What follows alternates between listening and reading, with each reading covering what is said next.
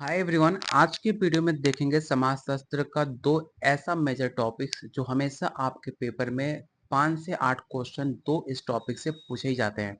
और जितने भी अभी तक प्रीवियस ईयर क्वेश्चन इस टॉपिक से पूछे गए वो सारे क्वेश्चन मैंने आज के प्रैक्टिस सेट में शामिल किया है। साथ में कुछ नए क्वेश्चन जो अदर एग्जाम में पूछे गए थे वो सारे क्वेश्चन इस प्रैक्टिस सेट में आपको मिलेगा। तो चलिए शुरू करते हैं आज का पहला क्वेश्चन। लेकिन उससे पहले अगर आप बीपीएससी तैयारी फोर स्टेट सेकंड फेज की तैयारी कर रहे हो, अगर सच में सीरियस हो तो जो आपका सिलेबस है सोशियोलॉजी का उसमें 15 यूनिट दिए गए हैं। उसमें हर एक टॉपिक को डिटेल कवर करते हुए 2000 से ज़्यादा topic wise question answer, NCERT अलग से chapter wise question answer, topic wise theory, previous year question answer और साथ में कंप्लीट 150 मार्क्स का नोट्स। चाहे आपका बीपीएससी हो चाहे स्टेट, आपको कंप्लीट 150 मार्क्स का नोट्स मिलेगा। ये सब कुछ मिलेगा सिर्फ और सिर्फ 500 में, जो आप इस नंबर पे कॉल और व्हाट्सएप करके ले सकते हो। इस टॉपिक पे ज़्यादा फोकस करना है, कैसे एग्जाम की तैयारी करनी है, क्या नहीं पढ़ना है, क्या पढ़कर टाइम वेस्ट नहीं करना है, हर एक चीज़ आपको डिटेल में बताया जाएगा। एग्जाम पास करने के लिए आपको हर किताब पढ़ना नहीं पड़ता।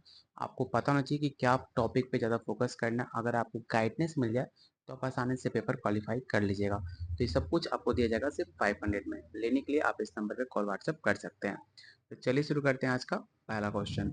आज का पहला क्वेश्चन है, कॉल मार्क्स के अनुसार ऐतिहासिक परिवर्तन का प्राथमिक चालक क्या है। पहला ऑप्शन है विचार और मूल्य, वर्ग संघर्ष, धार्मिक मान्यताएं या महान व्यक्तियों का कार्य। क्वेश्चन नंबर 1 का राइट आंसर बताइए।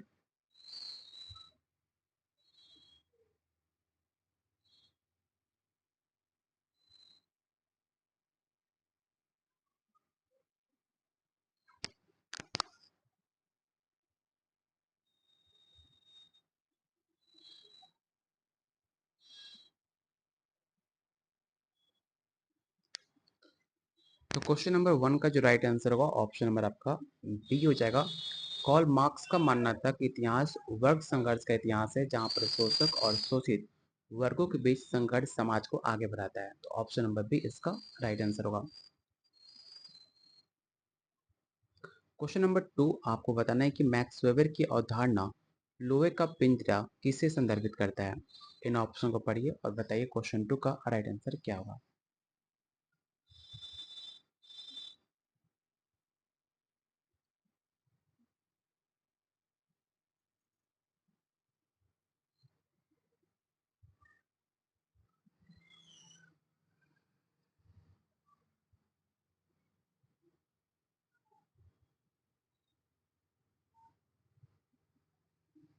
तो क्वेश्चन नंबर 2 का जो राइट आंसर होगा ऑप्शन नंबर आपका बी हो जाएगा। आयरन केज जो होता है एक तर्क संगतता और दक्षता और नकरसाई को बढ़ते प्रभाव को दर्शाता है, जो कि मनुष्य को एक मशीन के पुर्जे की तरह बना देता है। Option number B. Question number 3, Karl Marx का एलिनेशन का सिद्धांत सबसे सीधे तौर पर किस वर्ग द्वारा अनुभव किया जाता है। पहला ऑप्शन पूंजीपति वर्ग, सरबराह वर्ग, लघु पूंजीपति वर्ग या जमींदार।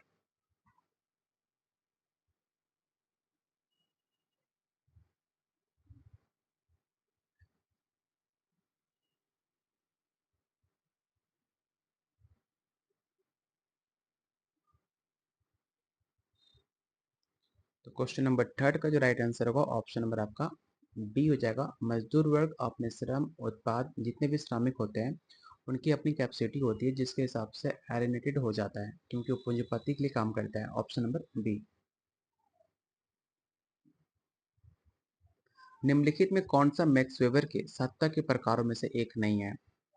पहला ऑप्शन है पारंपरिक सत्ता, करिश्माई सत्ता, कानूनी तर्क संगत सत्ता या बलपूर्वक सत्ता।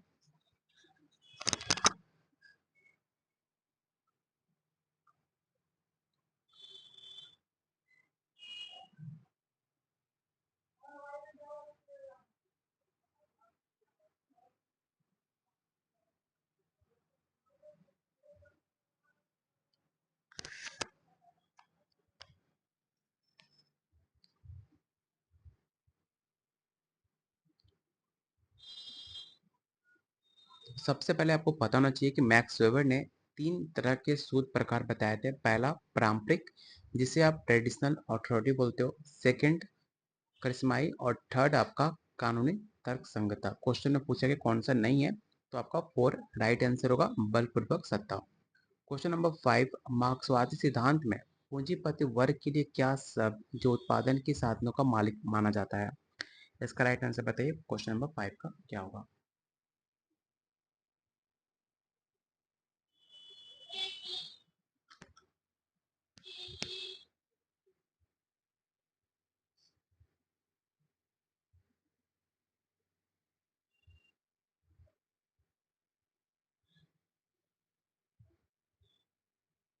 सबसे पहले आपको पता होना चाहिए इसका राइट आंसर क्या होगा, तो ऑप्शन नंबर बी होगा, बुर्जुआ। बुर्जुआ में क्या क्या आता है? तो बुर्जुआ जो वर्ग होता है उसके उत्पादन के साधन में जैसे कि कारखाने, मशीन का मालिक होता है, जो श्रमिक वर्ग सरबराह का शोषण करता है। Option number B. Question number 6 आपको बताना है कि मैक्स वेबर का प्रसिद्ध जो स्टेटमेंट है, the protest ethic and the spirit of capitalism, किसके बीच एक कड़ी स्थापित करती है? इसका राइट आंसर बताइए, और इस क्वेश्चन को विवेक क्वेश्चन जरूर टिक आउट करना, काफी इंपॉर्टेंट है, हर एग्जाम में सवाल पूछा जा सकता है।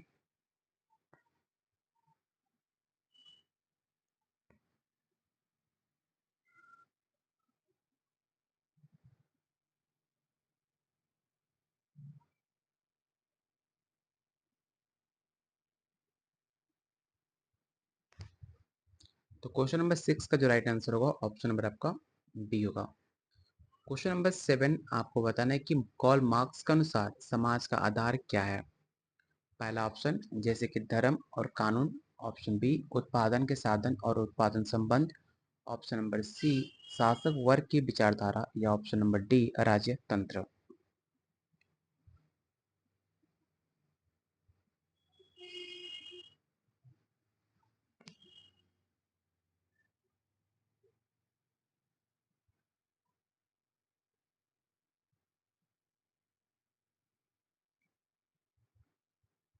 तो क्वेश्चन नंबर 7 का राइट आंसर होगा ऑप्शन नंबर आपका बी हो जाएगा। अगला क्वेश्चन आपको बताना है कि मैक्स वेबर ने किस मेट्रोलॉजिकल अवधारणा की वकालत करी, जिसमें अभिनेता ने अपने दृष्टिकोण से सामाजिक कार्य को समझना शामिल है?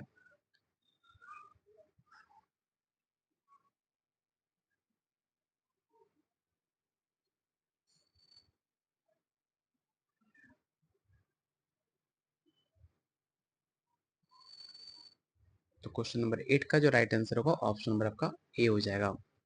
अगला क्वेश्चन, कार्ल मार्क्स ने सरबराह को तानाशाही शब्द का इस्तेमाल किसके लिए किया था? ये भी सवाल काफी इंपॉर्टेंट है, इसे याद रखिएगा। इसका राइट आंसर बताइए क्या होगा, डिक्टेटरशिप आपको बताना है।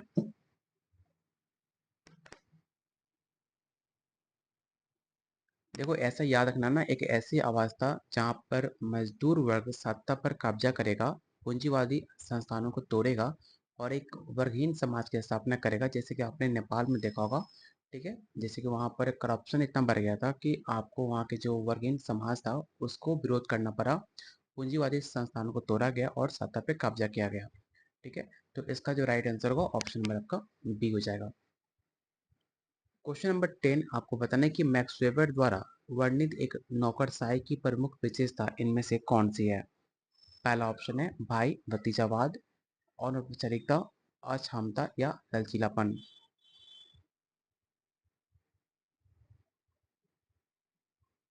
इंडिया में आप कह सकते हो कुछ हद तक जो है आपका भाई भतीजावाद जो होता है, एक तरह का नौकरशाही विशेषता इंडिया में चलता है, जो अभी खत्म है, बहुत सारी पार्टी ऐसी भी कंटिन्यू करती है।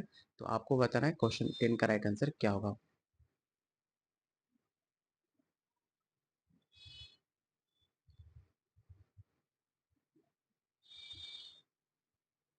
तो क्वेश्चन 10 का जो राइट आंसर होगा, ऑप्शन नंबर आपका बी होगा, औपचारिकता, ऑप्शन नंबर बी। मार्क्सवादी विश्लेषण में अतिरिक्त मूल्य क्या है? इन ऑप्शन को पढ़िए और राइट आंसर बताइए क्या होगा।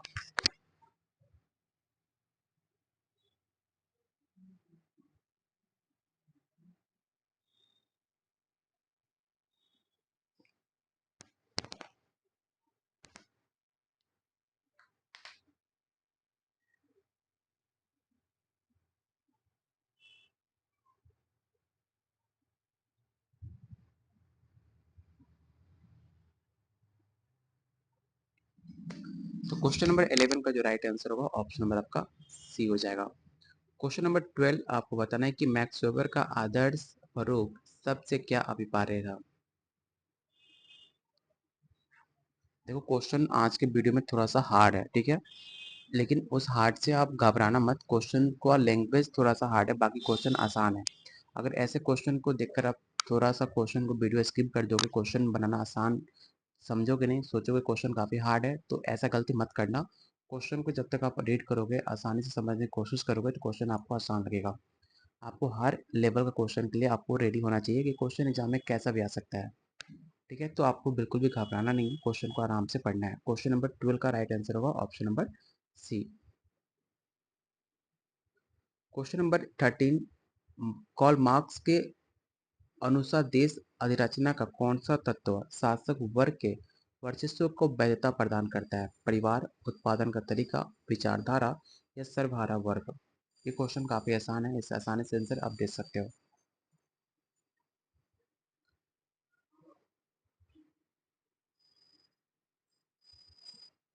देखो कोई भी ऐसा जहाँ पर काफ़ी अन्याय हो रहा है, अगर वहाँ पर आप चाहते हो कि कुछ वर्चस्व प्रदान किया जाए, कैसे उसको चेंज किया जाए, तो आप धर्म, शिक्षा, मीडिया जैसे विचारधात्मक संस्थाएं शोषण को सामान्य और न्याय संगत दिखाकर शासक वर्ग को हितों की रक्षा कर सकते हो।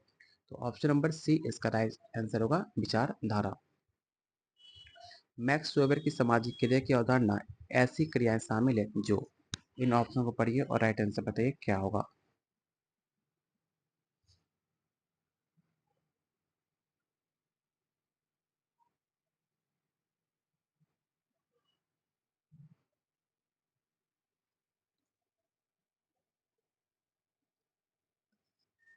तो क्वेश्चन नंबर 14 का जो राइट आंसर होगा ऑप्शन नंबर आपका बी हो जाएगा।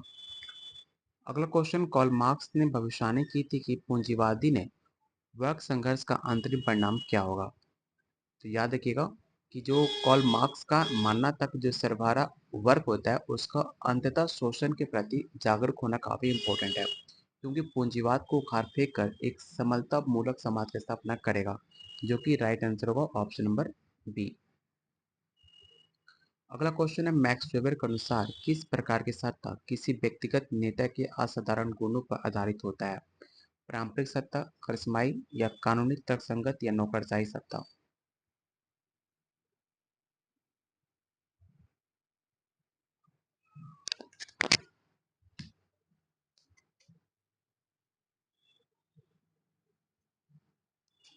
तो इसका राइट आंसर होगा ऑप्शन नंबर आपका बी। कॉल मार्क्स ने अवधारणा जो किसी भी वास्तविक वर्ग स्थिति को झूठी चेतना को संदर्भित करता है उसे क्या कहते हैं? क्या उसे प्रायपन कहते हैं या ऑप्शन बी विचारात्मक प्रभुत्व, अपने आप में वर्ग या अधिरचना?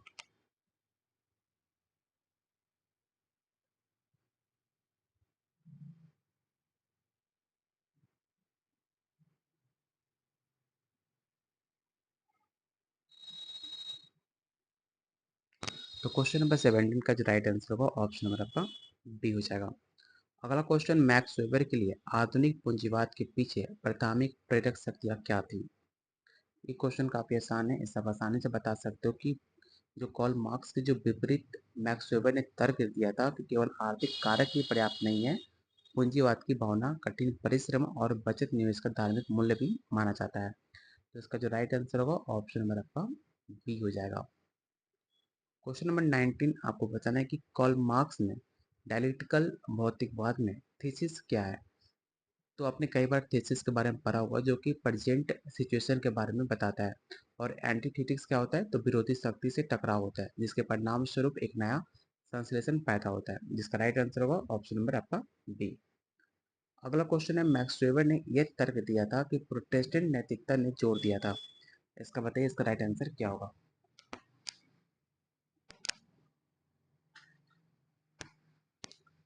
तो क्वेश्चन नंबर 20 का जो राइट आंसर होगा ऑप्शन नंबर आपका ए हो जाएगा। तो आज की वीडियो में टोटल 20 क्वेश्चन रहने देते हैं, आपको सेट के अंदर 30 क्वेश्चन का सेट मिलेगा, बाकी वीडियो पे आपको क्वेश्चन 20 प्रैक्टिस सेट कराते हैं। बाकी हर क्वेश्चन का आंसर मैंने काफ़ी डिटेल में मेंशन किया हुआ है, जिससे आप पढ़ने के बाद हर क्वेश्चन का आंसर आप आसानी से समझ पाओगे और बेटर तरीके से समझ पाओगे। अगर आप हमारे साथ एग्जाम की तैयारी करना चाहते हो, जो फर्स्ट अटेम्प्ट में आपको पेपर क्वालिफाई करने और पास करने के लिए आपको हर चीज़ हेल्प किया जाएगा, बताया जाएगा, गाइड किया जाएगा, जो आप इस नंबर पे कॉल व्हाट्सएप करके जान सकते हो। सिर्फ 500 में आपको कंप्लीट नोट्स और प्रॉपर गाइड भी दिया जाएगा। इसके सिवा कुछ भी आपको एक्स्ट्रा नहीं करना पड़ेगा। जो बताया जाएगा अगर आप उतना कर लेते हो, आसानी से आपका पेपर क्वालिफाई हो जाएगा। और साथ में वीडियो को लाइक और शेयर करने में कंजूसी बिल्कुल मत करना, क्योंकि डिपेंड करता है आपके लाइक और शेयर पे कि अगला वीडियो आप चाहते हो कि नहीं चाहते हो। तो मिलते हैं बहुत जल्द अगले वीडियो में, तब तक के लिए कीप वॉचिंग, कीप शेयरिंग।